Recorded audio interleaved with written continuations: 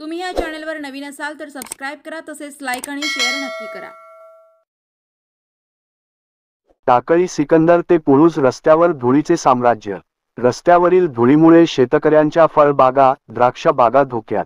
हा रस्ता लवकरात लवकर डांबरीकरण न झाल्यास तीव्र स्वरूपात आंदोलन पुकारू, सुनीलदादा चव्हाण।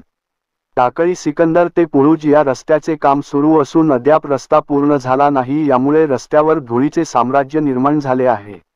या रस्त्यावर वाहनांची वाहतूक मोठ्या प्रमाणात आहे, यामुळे धुळीचा फुफाटा निर्माण होतो।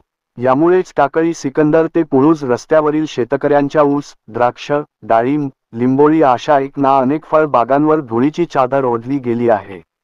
या फळ बागांवर धुळीची चादर ओढावल्याने शेतकऱ्यांचे मोठ्या प्रमाणात आर्थिक नुकसान होत आहे। एकीकडे ऐन उन्हाळ्याच्या तोंडावर फळ बागांना पाणी कमी प्रमाणात मिळत असल्याने पिके जळत आहेत, अशात रस्त्यावरील धुळीमुळे शेतमाल, पिके, द्राक्षे, फळ बागांचे मोठ्या प्रमाणात नुकसान होत आहे।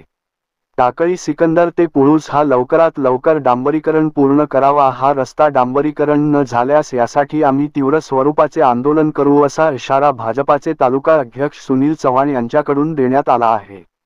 गेली 06 ते 07 महिने झाले टाकळी सिकंदर ते पुळूज या रस्त्याचे खडीकरण केले आहे।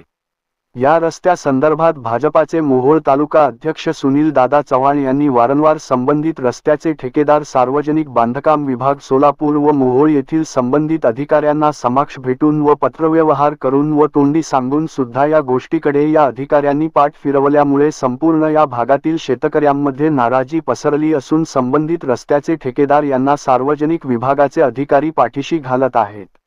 या रस्ता व अधिकार यांच्या गलथान कारभारासंदर्भात पालकमंत्री तथा ग्रामविकास मंत्री जयकुमार गोरे यांच्याकडे तक्रार केली, तरी याबाबत येत्या 02 ते 03 दिवसात रस्त्याचे काम न सुरू केल्यास तीव्र स्वरूपाचे आंदोलन करण्याचा इशारा यावेळी मोहोळचे तालुकाध्यक्ष सुनील दादा चव्हाण यांनी दिला आहे।